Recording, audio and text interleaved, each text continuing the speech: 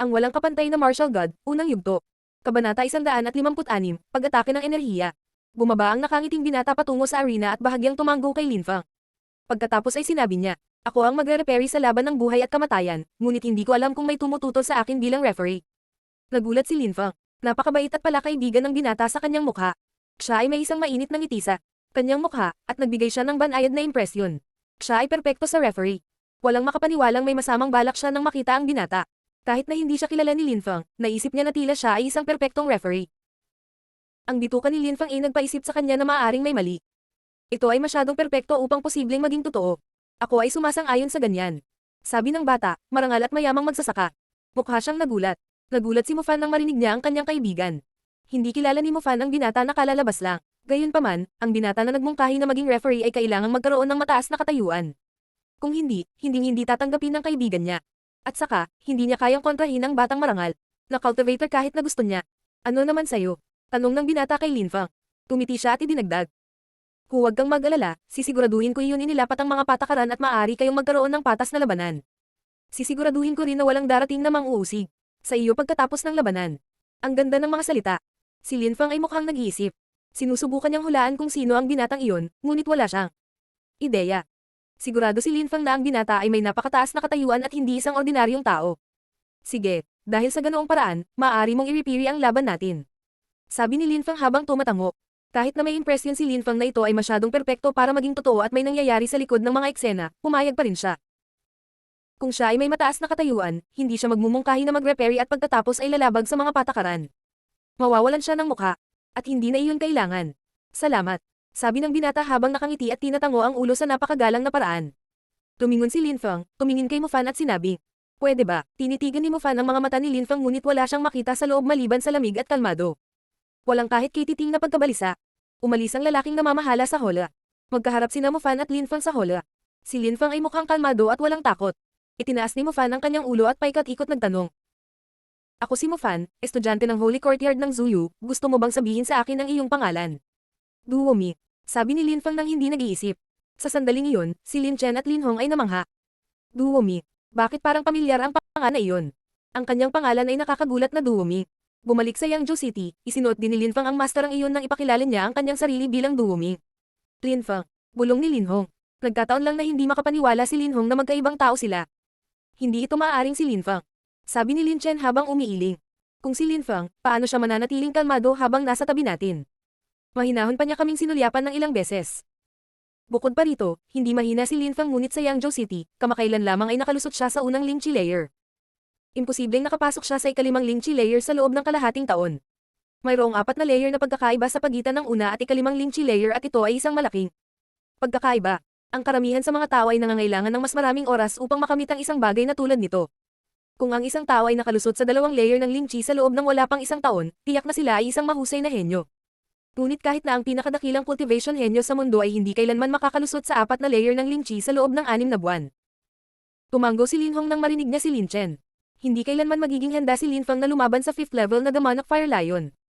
Sa makatuwid, imposibleng maging Linfang ang taong iyon. Ang nangyayari sa sandaling iyon ay nagkataon lamang, wala nang iba pa. Sa loob ng hola, tumawa si Mufan at sinabi, Duomi, tignan natin kung natatag ang kayabangan mo. Nang matapos siyang magsalita, nagpakawali si Mufan ng malamig na puwersa na bumagsak sa katawan ni Lin Fang at inapi siya. Pakiramdam niya ay binibigatan ang kanyang katawan ng isang bundok na bigat. Puwersa. Nagulat si Lin Fang. Hindi niya akalain na kayang kontrolin ng kanyang kalaban ang puwersa. Hindi, nakakagulat na ang marangal na binata ay handang ibigay sa kanya ang Demonic Fire Lion bilang regalo. Si Mo Fan ay isang mahuhusay na henyo at malamang na mapaamo ang Demonic Fire Lion sa pamamagitan lamang ng kaunting trabaho. Nang makita ni Mo Fan na nagulat si Lin Fang, nakaramdam siya ng pagmamalaki sa kapangyarihang nakuha niya. Tila na overestimated ni Duo Ming ang kanyang sarili pagkatapos ng lahat. Kung nakaramdam na siya ng pang-api ng kaunting puwersa, madaling manalo laban sa kanya. Napakalaki ng bibig mo, inaapi ka lang ng kaunting puwersa. Ang iyong lakas ay hindi mo kayang labanan ang aking kapangyarihan. Huwag kang mag-alala, makakapaglabas ako ng higit na puwersa kaysa dito. Hinding-hindi ka makakalaban sa akin. Alam ko na ngayon na mali ako sa pag-aakalang maaari kang maging kalaban. Nagmamadali ka lang sa sarili mong kamatayan. Sabi ni Mufan. Nang matapos siyang matuwa, humakbang siya pasulong at nagpakawala ng mas maraming puwersa na agad na pumaligid sa katawan ni Lin Fang, na naging dahilan upang makaramdam siya ng sobrang bigat. Puwersa, ano? Sabi ni Lin Fang habang nakangiti. Bahagyang gumalaw ang kanyang katawan, at biglang, hamina ng husto ang puwersa sa kanyang katawan. Si Linfang ay humakbang pasulong, nag-transform sa isang anino at pagkatapos ay direktang lumipat siya sa kalaban na puwersa. Sa bawat paggalaw na ginawa ni Linfang, lumilikha ng mga ipoipo sa paligid niya at ang kapaligiran ay naglalabas ng mga ingay na parang napunit na papel. Tila si Linfang ay hindi naapektuhan ng puwersa at pinupunit ito. Sumimangot si Mufan at umungot. Muli siyang humakbang pasulong at nagpakawala ng hindi kapani-paniwalang dami ng kanyang puwersa na nagmula sa napakataas na tunog ng pagsipot. Ang kanyang puwersa ay lalong tumatalas habang ito ay gumagalaw patungo kay Linfang. Ngunit sa sandaling iyon, itinaas ni Linfang ang kanyang kamay at hindi pinansin ang puwersang inilabas ni Mufan. Isang bagay, na tila isang makamandag na chi, ang lumabas mula sa kamay ni Linfang at nagulat ang lahat. Kinokontrol ni Linfang ang puwersa sa mas mataas na antas kaysa kay Mufan. Ang puwersang inilabas niya ay iba sa puwersa ni Mufan. Dahil si Linfang ay may malaking pangunawa pagdating sa puwersa, alam niya kung paano gawin ang puwersa na halos hindi nakikita o baguhin ito sa isang mas makapal at mas mabigat na puwersa. Iyon ang dahilan kung bakit hindi naapektuhan ng puwersa ni Mufan si Linfang kahit kaunti. Nang makita ng mga tao ang maliit na puwersa na ginagamit ni Linfang, na hindi naman matalas, lahat sila ay nagulat at nagkaroon ng impresyon na siya ay nasa isang hindi kapani-paniwalang mapanganib na sitwasyon. Nakokontrol ko ang mga puwersa at ang aking mga pag-atake ay napakalakas. Bukod par ito, nakalusot na ako sa ikalimang layer ng Lingchi. Hindi ako natatakot sa iyo. Sabi ni Mufan habang tumatawa. Tinadyakan niya ang kanyang paa sa lupa, na nagdulot ng ulap ng alikabok na tumaas sa hangin. Isang mas malaking dami ng puwersa ang lumabas mula sa kanyang katawan at gumagalaw patungo sa anino ni Linfang ng buong bilis. Biglang may maliwanag na puting liwanag ang nagliwanag sa pagitan nila. Dilat na dilat ang mga mata ng lahat na nanonood sa eksenang ito. Napakalakas ng lalaking iyon. Mabilis siyang makagalaw, makokontrol niya ang mga puwersa at kahit na may dalisay akong chi, sabi ng ilang tao sa karamihan habang hinihingal sa pagtataka. Tila si Mufan ay lubhang mapanganib. Talagang karapat-dapat siyang maging miyembro ng Holy Courtyard ng Zoo. Napakalakas niya. Nagiging mapanganib ang sitwasyon para kay Linfang. Ang lalaking iyon, si Duo Ming, ay magsisisi sa ginawa niyang agresibo laban kay Kuya Mufan. Hindi niya kakayanin ang isang pag-atake na ilulunsad ng ating kapatid na si Mufan. Siguradong mapapatay ni Mufan si Duo Ming sa kaunting pagsisikap. Sabi ng mga estudyante ng Holy Courtyard of Zuyu. Lahat sila ay sumangayon doon at lahat ay kumbinsido na si Linfang ay mamamatay na lamang. Ang kalmadong ekspresyon ni Linfang ay hindi nawala sa kanyang mukha. Tila walang epekto sa kanya ang lahat ng nangyayari, na para bang ang labanan ay hindi nakakaapekto sa kanyang kalooban. Si Linfang at Mufan ay palapit ng palapit sa isa't isa. Ang mga puwersa ay nagiging mas at mas matindi sa loob ng atmosfera. Nagpadala ng alikabok na lumilipad sa paligid. Nagiging nakatago ang dalawang silhouette sa loob ng ulap ng alikabok. May enerhiya pa rin sa palad ni Linfang, na nagbuga ng nakakasilaw na liwanag. Biglang, isang maliit na ingay ang kumalat sa hangin, at isang maliit na madilim na liwanag ang kumislap sa hangin na naging dahilan ng pag-freeze ng katawan ni Mufan sa takot. Atake ng enerhiya. Nakakakilabot. Sa kanyang isipan, nakikita lang ni Mufan ang kahindak-hindak na pilak na maskara na nagiging tanda ng kamatayan. Ang walang kapantay ng RTL God, unang yugto. Kabanata 157, pagpapahiya sa Holy Courtyard ng Zuyu. Energy attack ay isang napakalakas na tool para sa mga cultivator. Hindi lamang nito nabigyang daan ng isang magsasaka na sumipsip ng lahat ng enerhiya sa kanilang paligid, nakatulong din ito sa kanila na kontrolin ito at gamitin ito bilang kanilang sarili.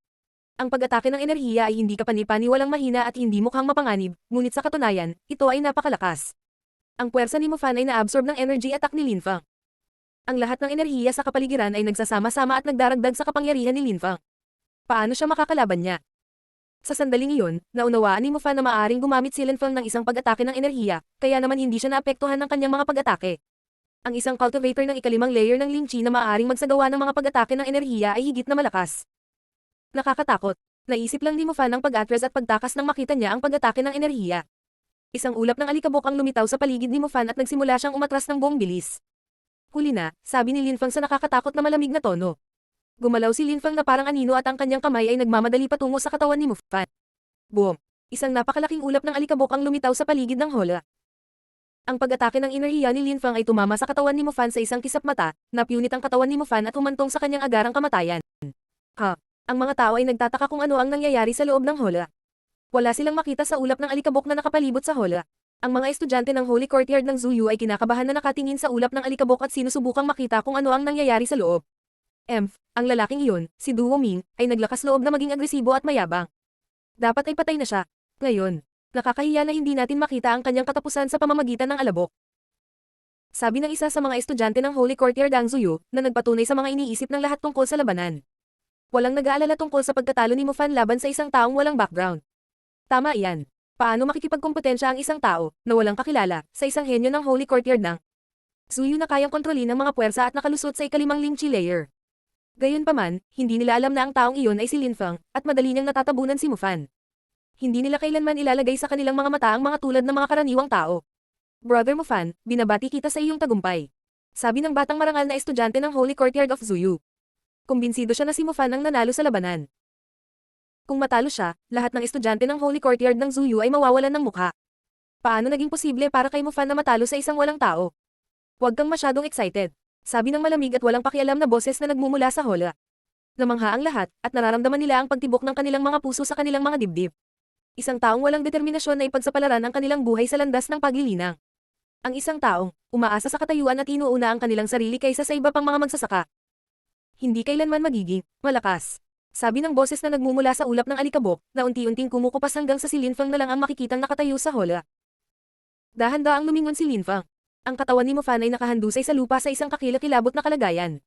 Walang alinlangan ng tingnan ng eksenang ito na si Mufan ay patay na at halos mahati sa dalawa. Boom! Ito ay kung ang isang bomba ay sumabog sa utak ng mga tao.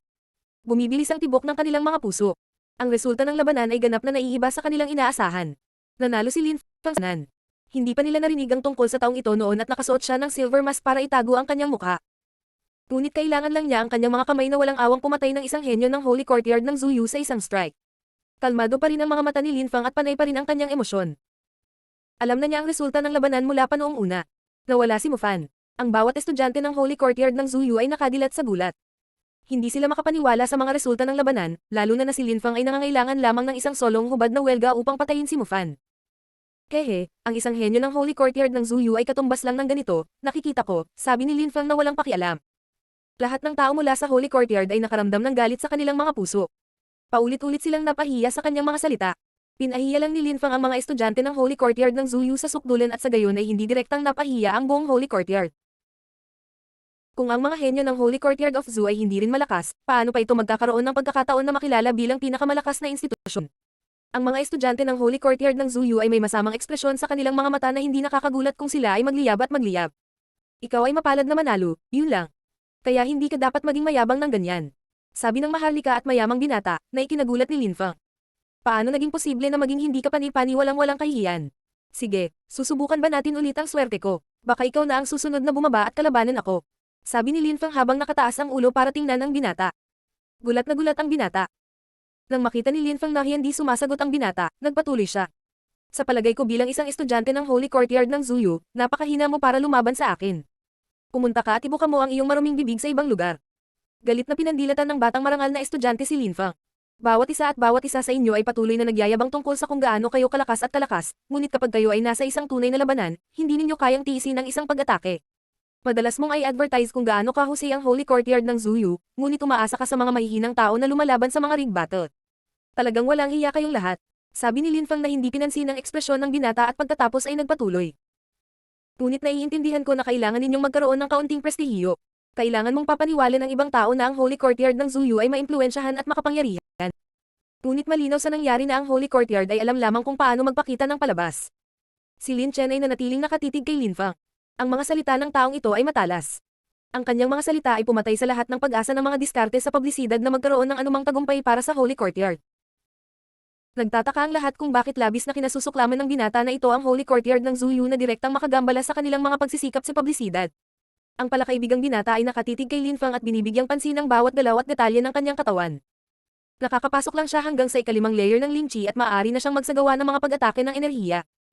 Hindi iyon madaling tagumpay. Isip ng magiliw na binata na naging referee. Mayroon pa rin siyang mainit na ngiti sa kanyang mukha, at sinabi niya. Nagwagi. Sa sandaling iyon, isang silweta ang tahimik na umaalis sa hola. Hindi na nagsasalita si Linfang. Tumingon siya, tumingin sa hola at nagsimulang umalis. Sinabi ni Linfang sa lalaking namamahala sa hola, maaari ba akong pumasok ngayon? Hindi pa rin tumugon ang marangal na binata kay Linfang. Tila ang lahat ay talagang nagbigay ng malaking mukha sa mainit at palakaibigang binata. Pagkatapos ay sinabi niya, dahil nanalo siya sa laban, ano ang tinitingnan mo sa kanya? Nagulat ang lahat, lalo na ang mga estudyante ng Holy Courtyard, na pagkatapos ay tumanggo ng masunurin. Sige, 20 purity stones para sa pagpatay dito o maaari mo itong paamuin. Sabi ng lalaking namamahala sa hola kay Linfang. Tila ang lahat ay partikular na natakot sa palakaibigang binata, lalo na sa mga estudyante ng Holy Courtyard ng Zuyu. Sino ang makapagsalita niya ng mahinahon at madaling sumunod sa mga estudyante ng Holy Courtyard? Nakatingin si Linfang sa Demon of Fire Lion na iyon at ngumiti. Ang hayop na iyon ay talagang nakakatakot na halimaw. Ito ay napakalakas, mabilis at maliksi. Ang dalawang pakpak na ito ay maaaring masira ang kapaligiran. Paanong tatanggi ang marangal na binata na ayalay ito kay Mufan? Bukod dito, kung tinanggap ni Mufan, magkakaroon siya ng utang sa marangal na binata. Masayang inabot ni Linfang ang 20 Purity Stone, at agad na binitawan ng lalaking namamahala. Sa hola ang Demon of Fire Lion. Tumingin siya kay Linfang na may naiinggit na ekspresyon. DUNGOG. Umungal ang Demon of Fire Lion. Nagsimulang manginig ang katawan nito at lumipat ito patungo kay Linfang. Ibinuka nito ang napakalaking bibig at nagpakawalan ng apoy mula sa bibig nito. Ang buong kapaligiran ay apoy na pula at puno ng nakakapasong init. Nagulat si Linfang. Siya ay tumalon sa hangin, itinaas ang kanyang mahabang espada at inilipat ito patungo sa hayop. Ang walang kapantay na martial god, unang yugto. Kabanata 158. Auction Square. Crack. Ta. O. Dalawang malinaw at natatanging tunog ang kumalat sa buong kapaligiran. Ang una ay ang tunog ng mga buto na dinudurog. Ang pangalawa ay parang isang napakasakit na alulong. Ang parehong mga tunog ay inilabas ng ang Demon of Fire Lion. Isang dambuhalang sword mark ang nalazled sa likod ng Demon of Fire Lion. Isang malabong mantsa ng dugo ang lumitaw sa kanyang balahibo. Ang dambuhalang katawan nito ay gumagapang sa lupa sa sakit. Isang mahinang puting chi ang lumabas sa bibig nito ngunit may halong apoy pa rin ito. Natigilan ng mga tao nang makita nila ang resulta ng pag-atake.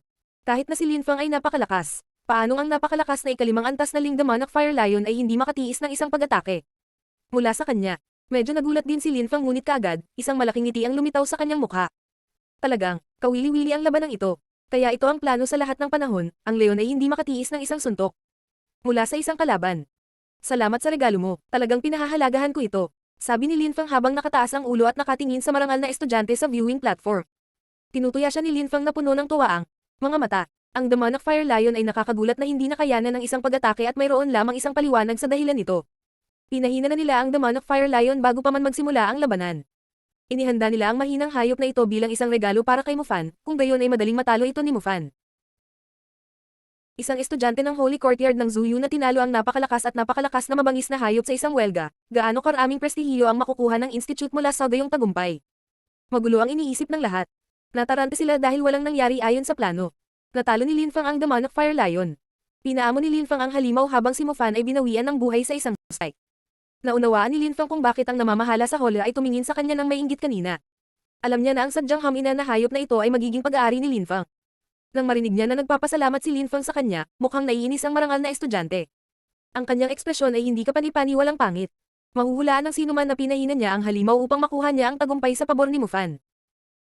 Ang buong pulutong ay tumingin sa grupo ng mga estudyante ng Holy Courtyard ng Zuyu na parabang sila ay kasuklam-suklam. Ang Holy Courtyard ng Zuyu ay talagang walang kahihiyan at ang mga pamamaraan nito ay talagang duwag. Hindi sila kasing lakas at maimpluwensyang gaya ng palagi nilang kinikilos. Lagi nilang sinisikap na ipamuka ito ngunit sa katunayan, hindi ito ang kaso, lahat sila ay pandaraya lamang. Ang batang marangal na estudyante ay malamig nang umiti kay Linfang at sinabi, "Bakit ako magpasalamat? Kahit na dinala mo ang Demon of Fire Lion sa ilalim ng iyong kontrol, hindi ito nangangahulugan na ito ay palaging susunod at susunod sa iyo. Hindi ganoon kadaling paamuhin ng gayong mabangis na hayop. Pinakamabuting maging maingat ka, baka sakaling lumunin kang alimo balang araw." Nang marinig ni Linfang ang sinabi ng marangal na estudyante, mukhang naaliw siya at sinabing, "Huwag kang mag-alala, hindi ko iniisip ang sinasabi mo kahit na ang Demon of Fire Lion ay maraming beses na mas malakas kaysa sa akin."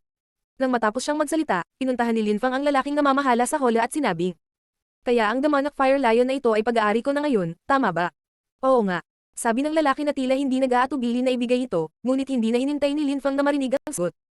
Hinawakan na niya ang mga tanikala sa halimaw at sinimulang hilahin ang Demon of Fire Lion palabas ng hola. Lumabas si Linfang sa hola at huminga ng malalim para tikman at i-enjoy ang sandaling ito, pagkatapos ay sinulyapan ni Linfang ang hindi kapani-paniwalang dami ng taong nanonood sa kanya. Sa ilalim ng kanyang maskara, may malaking ngiti sa kanyang mukha. Pagkatapos ay sinabi niya, "Ang kakayahang manalo sa ikalimang antas ng Ling mabangis na hayop ay talagang isang magandang bagay. Sa sandaling lumaki ito hanggang sa maturity, maaabot nito ang antas ng Zuan. Malaki talaga ang naipon ko." Nagulat ang karamihan. Gumawa ng lubos na halaga. Talagang sinadya niya na ang Demon of Fire Lion ay nakakuha sa kanya ng pera. Ano ang ibig sabihin ni Linfang? Walang sino man ang nagtanong bago nagpatuloy si Linfang. "Kung gusto mo itong Demon of Fire Lion, hindi pa rin imposibleng makuha mo ito, tingnan ba natin kung magkano ang ibebenta nito?" Tara na sa auction. Lahat ay namangha nang marinig nila ang sinabi ni Linfang. Napakalupit niya. Subasta. Gusto niyang magbenta ng ganoon kaalagang mabangis na hayop matapos itong manalo. Sa sandaling iyon, naunawaan ng karamihan ang sinabi ni Linfang noon. Hindi siya malalamon ng Demon of Fire Lion. Dahil sa una ay wala siyang balak na dalhin ito sa kanila. Hindi kailanman nais ni Linfang na magsimula ang Demon of Fire Lion. Baliw ba ang lalaking iyon? Iyan ay isang Demonic Fire Lion. Maraming tao ang nag-isip na si Linfang ay baliw sa pagbebenta ng gayong halimaw. Naisip nilang lahat na ang pagbebenta ng Demonic Fire Lion ay isang hangal na pagpipilian. Siyempre, desisyon ni Linfang ang gumawa at hindi niya naramdaman na ang pangit na Demonic Fire Lion ay naglalakad sa tabi niya. Gagawin niya ang pinakamahusay na hindi gawin ang krimen ng pagpapahalaga sa isang singsing na jade. Hindi siya sapat na malakas para mapanatili ang isang mahalagang hayop. Kahit na ito ay isang mahusay na mabangis na hayop na angkinan, hindi niya kayang akitin ang provocation ng napakaraming tao. Bagamat hindi siya umiiwas sa provocation, ayaw niya itong imbitahan. Naunawaan niya na sa mundong ito ay akitin niya ang atensyon ng mga maling uri ng tao at posibleng magkaroon ng gulo na maiiwasan sa pagkakaroon ng ganoon kaalagang-alagang hayop. Ang kailangan ni Linfang sa sandaling ito ay upang maging mas malakas at mabilis, ayaw niyang umasa sa lakas ng isang mabangis na hayop. Hindi kayang akitin ni Linfang ang inggit ng ibang tao na magdudulot sa kanya ng problema. Marami na siyang kaaway, ang pagmamayari ng gayong halimaw ay parang pag-uudyok sa mga tao na maging kaaway niya. Ang mga opinyon ng ibang tao ay hindi magpapabago sa isip ni Linfang. Mahirap na baguhin ang isip niya. Naunawaan niya na wala siyang lakas para pagmamayari ang alaga na ito. Pagkatapos ay umalis si Linfang kasama ang hayop at umalis sa prisoner arena. Naglalakad siya patungo sa market district. Umalis ang ilang tao mula sa prisoner arena at sumunod sa tabi ni Linfang. Ang entourage ay makang hindi kapanipaniwalang marilag. Gusto ng ilang tao na makita kung gaano kagulo ang mga auction sa gayong halimaw. Ang ilang iba ay interesado na subukang bilhin ang Demonic Fire Lion. Marami sa mga taong sumunod mula sa arena ng bilanggo ay hindi kapos sa mga batong dalisay. Mayroon silang sapat na kadalisayan ng mga bato na matitira at ang isang Demonic Fire Lion ay lubhang mahalaga. Sa kanila, kung mayroon silang Demonic Fire Lion, magagawa nilang itaas ito hanggang sa umabot ito sa antas ng Zuan na gagawin itong napakahalaga. Bukod pa rito, ang pagkakaroon ng isang mabangis na hayop na naglalakad sa tabi nila habang sila ay naglalakbay ay magkakaroon sila ng isang kahanga-hanga at makapangyarihang presensya. Habang naglalakad si Linfang at ang grupo ng mga tao, palaki ng palaki ang mga tao, naaakit ang mga tao sa prestihiyosong impresyon na ibinigay ng karamihang ito. Unti-unti itong nawawala sa kamay. Sila ang naging paksa ng malawakang talakayan. Mabilis na kumalat sa mga distrito ang balita na may gustong magbenta ng demonyong apoy na leon. Kaya naman parami ng parami ang mga taong lumalapit para makita ang palabas. Nasiyahan si Linfang dito. Natakot siya na hindi sapat ang mga taong interesadong bilhin ito. Kung mas maraming tao ang interesado, mas mabuti ito. Sa ganoong paraan, ang presyo ay magiging napakataas, na isang napakagandang bagay para kay Linfang. Dumating si Linfang sa harap ng isang parisukat na ginawa para sa auction. May isang pavilion na may ilang tribong upuan.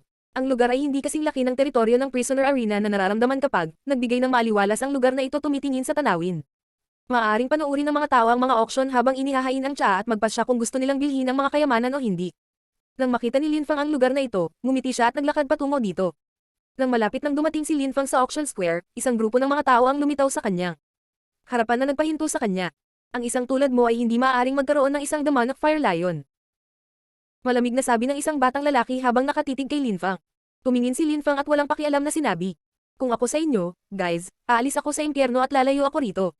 Ang mga taong ito ay natigilan nang marinig nilang magsalita si Linfang. Nilalabasan na ang malamig na chi sa kanilang mga katawan. Lahat sila ay malayo sa pagiging mahina. Magbabayad kami ng 100 purity stone na may katamtamang kalidad at dadalhin ang Demonic Fire Lion na iyon sa amin. Sabi ng isa sa grupo. Binigyan na kita ng pagkakataon, pero tanga ka pa rin. Malamig na sabi ni Linfang at pagkatapos ay nagpatuloy. Magbibilang ako ng hanggang 3, kung hindi ka aalis sa harapan ko, papapatayin kita sa karamihan ng mga tao sa likod ko. Sino ang magbebenta ng Demonic Fire Lion para sa 100 purity stone na may katamtamang kalidad? Gaano ka kayang maging tanga? Nang marinig nila si Linfang, nagbago ang ekspresyon sa grupo ng mga mukha ng mga tao. Maraming tao na, nasa likod ni Linfang na biglang humakbang at nagbigay ng nakakatakot na tingin sa grupo.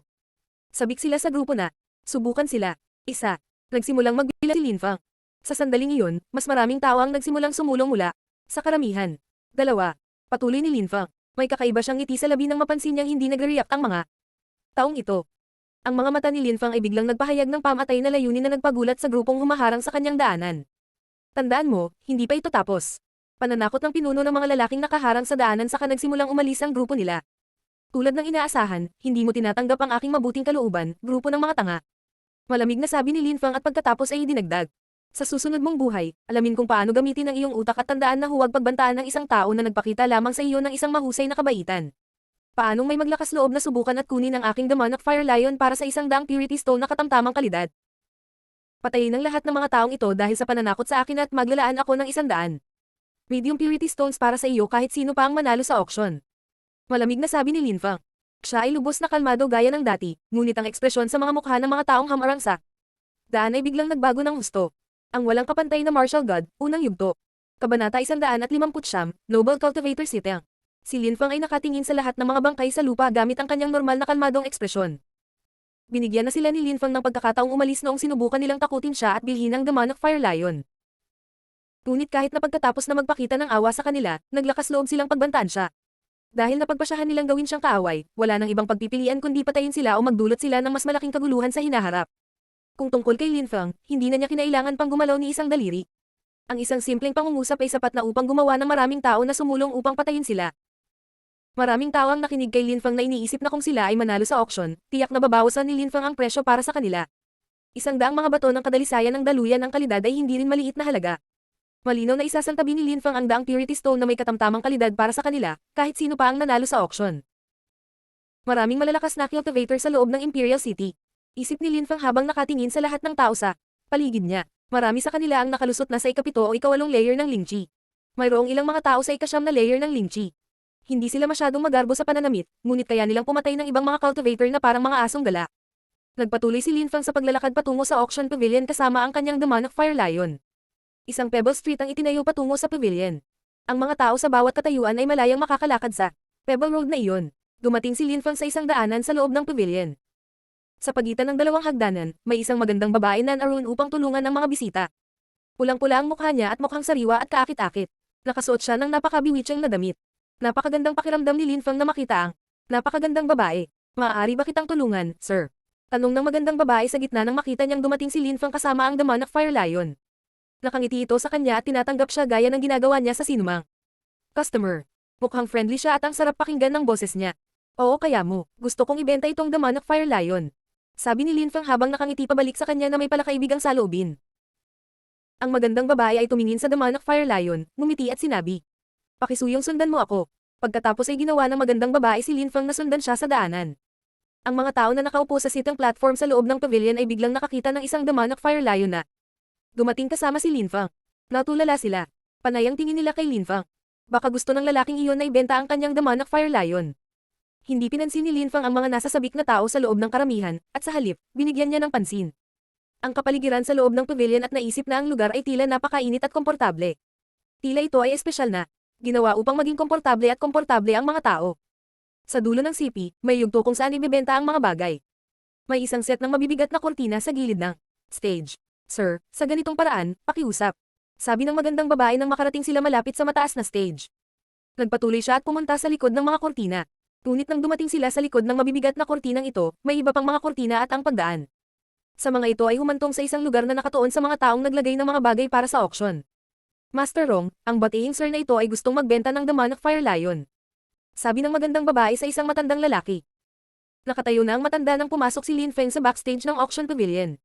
Nakatingin siya sa Demonic Fire Lion at mukhang interesado. Ang Demonic Fire Lion ng Baiklan ay napunta sa iyong mga kamay. Sabi ng matanda habang nakangiti kay Linfang. Mahiwaga ang ngiting iyon, ngunit tila napakasaya ng matanda. "Baiklan."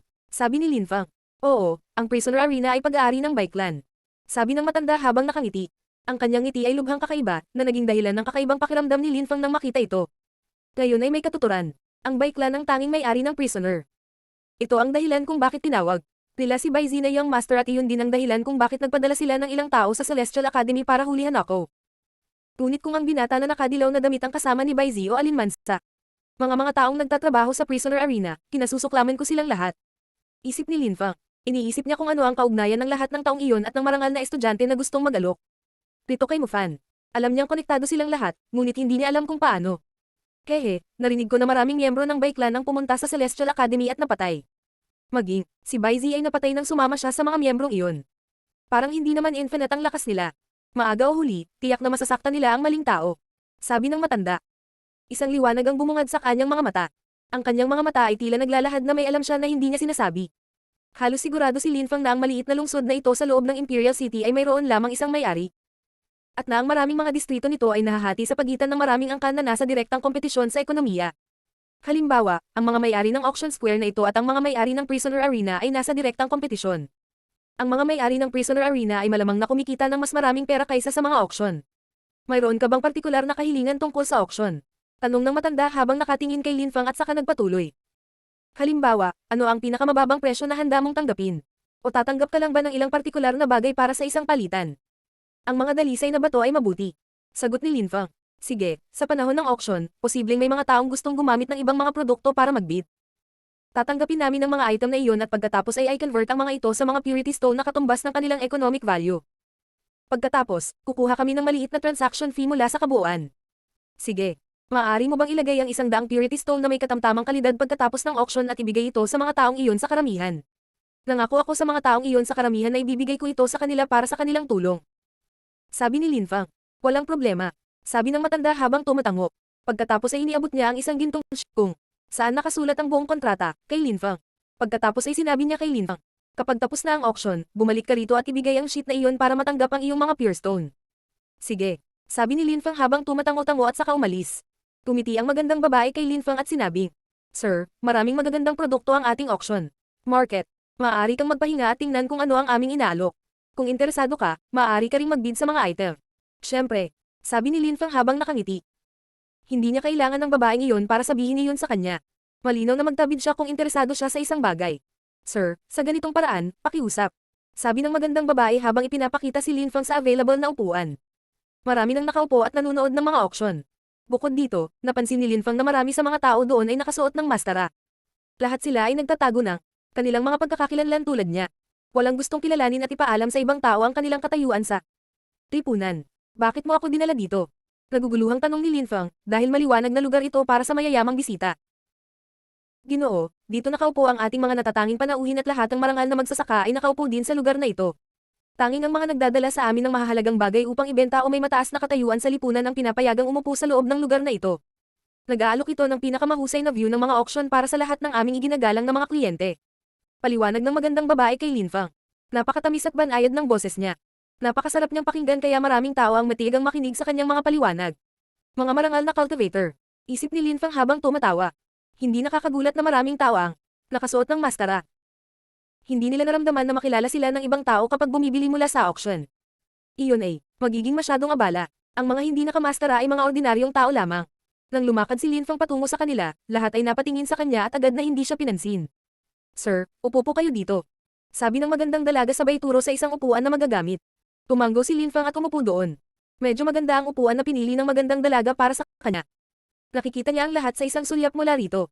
Kitang-kita niya ang lahat ng mga bagay na ibinebenta. Napakaganda ng babaeng iyon. Ang kanyang kagandahan at alindog ay tiyak na maaakit sa marami. Mga lalaki. Tumipat si Linfang patungo sa puwang bato na ipinakita sa kanya ng magandang babae at umupo. Sa sandaling iyon, naramdaman ni Linfang na ang mga tao sa likod niya ay nakatitig sa kanya at nakadirekta sa kanyang direksyon ng pagpatay. Hindi niya maiwasang dahan-daang lumingon. Nakaupo sa likuran niya ang isang binata na nakasuot ng magarang damit. Malamig na sinabi ng binatang iyon. Maliga ka, hindi mo ba nakikita na pinipigilan mo akong makita ang entablado? Si Linfang ay natulala. Pagkatapos ay magalang na sinabi ng magandang babae sa binata na may magagarang pananamit. Sir, pwede po kayong maupo sa mga upuan doon kung gusto ninyo. Kung hindi mo gusto ang kasalukuyan mo, malugod kong tutulungan kang makahanap ng mas magandang upuan. Sino ka sa tingin mo para pagsalitaan ako ng ganyan? Sabi ng binata habang dahan-daang nilingga ng magandang babae. Siya ay tumingin hindi ka panipaniwalang malupit. Pagkatapos ay tiningnan niya ang magandang babae na may masamang ngiti sa labi at sinabi. Isa ka lang alipin, wala nang iba, umupo ka sa tabi ko, iuuwi kita at dinidisiplina. Ang walang kapantay na martial god, unang yugto. Kabanata 160, sinong galit? Nang marinig ng dalaga ang masasamang salita ng binata, bahagyang nagbago ang ekspresyon ng mukha nito ngunit kaagad pagkatapos, ngumiti ulit siya at sinabi. Young master, mangyaring huwag magbiro ng ganyan. Sino ang mag-aaksaya ng oras sa pagbibiro sa iyo? Pumunta ka dito, di man it. Isa ka lang utusan, yun lang. Hindi na kailangang kumilos bilang isang marangal na babae. Sabi ng binata na parang naiinip at agresibo. Kumunat ang noo ni Linfang nang marinig niya ang mga salitang ito. Sa Imperial City, mayroong maraming malalakas na cultivator na nag-iisa, ngunit tila mas marami pa sa mga mayayabang at tulala na marangal na cultivator, na nag-aakalang lahat ng iba ay nasa ilalim nila. Namutla ang magandang babae. Nakagat niya ang labi niya. Talagang napakababa ng kanyang katayuan sa lipunan. Sa kontinente ng Siyam na Ulap, ang pagiging isang lingkod ay talagang isa sa pinakamababang posisyon na maaaring magkaroon ng isa.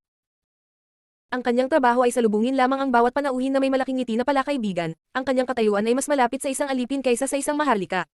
Kaya naman, kung gusto siya ng binatang iyon na ipahiya, wala na talaga siyang magagawa kundi tanggapin ito ng walang posibilidad na ipagtanggol ang sarili. Naalala niya na ang isa sa kanyang mga kaibigan ay inabuso ng isang tao mula sa isa sa mga marangal na pamilya. Binili niya siya pagkatapos ay pinilit niya ang sarili sa kanya. Siya ay naging napakarahas at brutal sa kanya na dinagtagal ay namatay siya. Kalunos-lunos na kamatayan. Gayunpaman, ang auction hindi nakialam ang merkado sa mga ganitong sitwasyon. Ang mga lingkod ay parang mga alipin lamang at hindi nararapat na galitin ng isang taong mula sa isang makapangyarihang pamilya. Sila ay sinanay upang aliwin ang mga bisita. Iyon ang kanilang trabaho. Nang makita ng marangal na binata ang ekspresyon ng babae, nagsimulang lumaki ang masamang ngiti nito. Pagkatapos ay nagpatuloy siya, naaalala ko noong huling nakahanap si Meng Chong ng isang katulong na gusto niya. Nasiyahan siya sa kanya hanggang sa literal na namatay ito. Kung hindi ka pumunta rito at gawin ang sinasabi ko sa iyo, ipapadala kita sa kwartel ng militar at titingnan natin kung ilang lalaki ang maaari mong masiyahan bago ka mamatay. Takot na takot ang babae. Nakapagtataka, may gustong mag-take advantage sa kanya. Sa sandaling iyon, isang nakamamatay na liwanag ang kumislap sa mga mata ni Linfang. Napakawalang hiyang hayop. Ang lalaking iyon ay natuwa sa katotohanang mayroon siyang kapangyarihang magdulot ng ganitong vulgar na eksena. Nakakalungkot ang katotohanan na pinahintulutan ng mga tao sa mundong ito ang mga hayop na tulad niya na huminga. Siya ang dumi at karumihan sa loob ng mundo na kailangang linisin. Hindi ka umiimik dahil halatang hindi mo alam kung gaano nakakadiri para sa ibang tao na marinig kang magsalita, tama? Sabi ni Linfang, suot pa rin ang kanyang pilak na maskara, habang nakatalikod at malamig na nakatingin sa marangal na binata. Ang mga salita ni Linfang ay nagulat sa lalaking malamig na nagsabi. Kilala mo ba kung sino ang kausap mo? Siyempre, alam ko. Sabi ni Linfeng habang tumatango-tango na nagmukhang interesado sa maharlikang binata. Malamig na ngumiti ang marangal na binata at nagsabi. Dahil alam mo kung sino ako, wala ka bang pakialam sa mga kahihinatnan ng pakikipag-usap sa akin sa ganoong paraan? O baka nawala ka sa sarili mo dahil sa babae? Kailangan ko bang isipin ang mga kahihinatnan kapag nakikipag-usap sa isang ligaw na aso? Sabi ni Linfang na may mapanuksong tono. Kehehehe. Nang marinig ng iba pang marangal na cultivator si Linfang, hindi nila napigil ang humadjinjak at tumawa. Tubos na pinahiya ni Linfang ang batang maharlikang ito. Nang marinig ng marangal na binata ang pagtawa ng ibang tao, siya ay natigilan. Ang kanyang ekspresyon ay naging mas malamig at siya ay sumigaw. Pilayin ang kanyang paglilinang at itapon siya sa impyerno mula dito.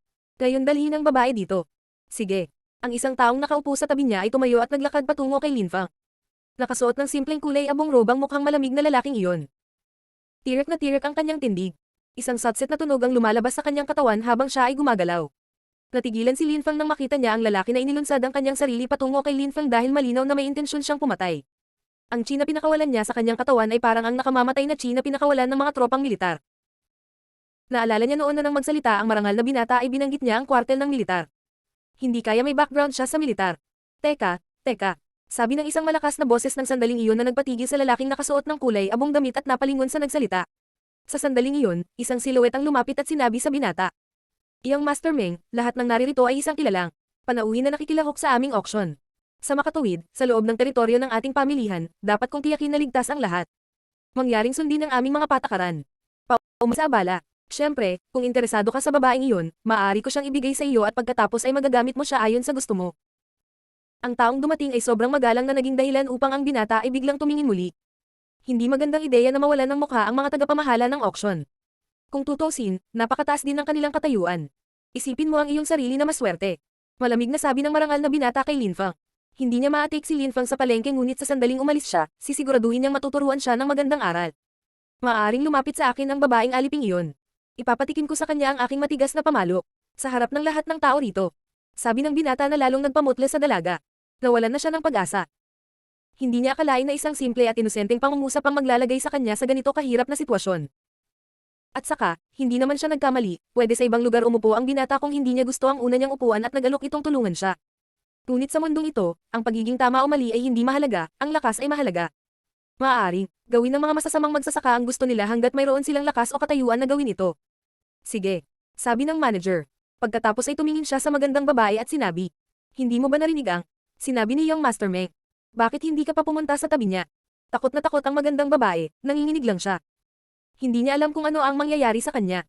Kung pupunta siya sa binata. Paanong naging mali ang mundong ito? Ang batang babae ay may luha sa kanyang mga mata at nagsimulang sumangot. Kailangan niyang tanggapin na, ito ang paraan ng malupit na mundong ito.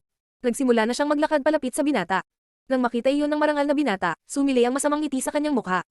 Ngunit pagkatapos ng isang hakbang, nagulat ang babae na napatigil siya. Nakita na lamang niya na ang kanyang maliit at maislan na kamay ay hinawakan ng isang malakas na kamay.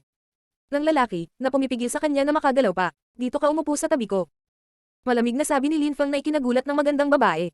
Mukha siyang gumalaw ngunit nag-aalangan na makinig sa kanya. Sinasabi ko sa iyo na umupo ka dito, hindi mo na kailangang pumunta saan man. Sabi ni Linfang habang mas hinigpitan pa ang hawak sa kamay niya at pilit siyang pinaupo. Ang mga tao ay namangha. Sana hindi mo na kami pahihirapan pa, sabi ng manager ng auction. Tila hindi na malaya ni Linfang na may ginagawang pabor sa kanya ang manager. Si Linfang ay itinuring bilang isang kilalang panauhin. Hindi inisip ng manager ang nararamdaman ni Linfang. Dumating pa nga mismo ang manager para protektahan siya, ngunit hindi matukoy ni Linfang ang mabuti sa masama, kaya halatang walang pakialam ang manager sa pagiging magalang. Gawing mas mahirap ang mga bagay. Sabi ni Linfang habang nakangiti at nakatingin sa kanya. Pagkatapos ay nagtanong siya ng walang pakialam. Ako ba ay isang natatanging panauhin dito o hindi? Obviously, kung hindi, hindi ka uupo dito. Sabi ng manager habang ngop. Sa katunayan, ako ay isang natatanging panauhin kung kaya't kailangan niya akong tanggapin ng maayos tulad ng kanyang trabaho, ngunit dahil ginawa niya, siya ay mapaparusahan at gusto mo siyang ibigay sa maruming mat na iyon. Hindi mo ba naisip na ang iyong mga aksyon ay hindi gumagalang sa akin? Malamig na sabi ni Linfang. Walang pakialam ang manager sa paggalang kay Linfang o sa kanya na mawalan ng mukha. Ang magandang babaeng iyon ay nag-alaga kay Linfang at nagawa ng maayos ang kanyang trabaho kaya naman. Nagalit ang marangal na binata. Dahil doon, mapipilitan siya sa isang kapalarang mas masahol pa sa kamatayan. Tapos na siyang maging isang bystander sa mga kamalian ng mundong ito, paanong hindi makikialam si Linfang? Sa simula pa lang, hindi na isinasaalang-alang ng manager ang iniisip ni Linfang at tuluyan na siyang hindi pinansin. Upang maiwasang magalit ang binata, wala siyang pakialam na magalit si Linfang. Nang marinig ng manager ang sinabi ni Linfang, nagulat siya. Talagang hindi niya isinaalang-alang ang mga iniisip ni Linfang. Ang binata lang ang inaalala niya. Bukod dito, naisip niya na ang katayuan ng binata ay mas mataas kaysa kay Linfang, kaya dapat ay pinasalamatan siya ni Linfang sa pagpasok. Biglang nabawasan ang pag-iisip ng manager at sinabi niya sa magandang babae. Sino ang pinayagan kang maupo? Hindi mo ba narinig ang sinabi ko? Pumunta ka kay Young Master Meng. Galit na galit ang binata dahil kay Linfang, ngunit dahil sa sinabi ng manager, nakaramdam siya ng sobrang saya. Si Linfang at ang kanyang katayuan ay wala sa parehong antas. Talagang walang hiya siya. Sabi ng maharlikang binata sa mahinang boses. May mainit na ngiti sa kanyang mukha. Naisip din ng manager ng auction market na walang hiya si Linfang. Si Linfang ay natulala. Tumingin siya sa manager at walang pakialam na sinabi. Ano ang sinabi mo, Emph? Puso ng manager. Tinuro niya ang magandang babae at malamig na sinabi. Hayaan mo siyang pumunta kay Young Master Meng. Boom! Kumalat sa kapaligiran ang tunog ng pagkabasag ng bato.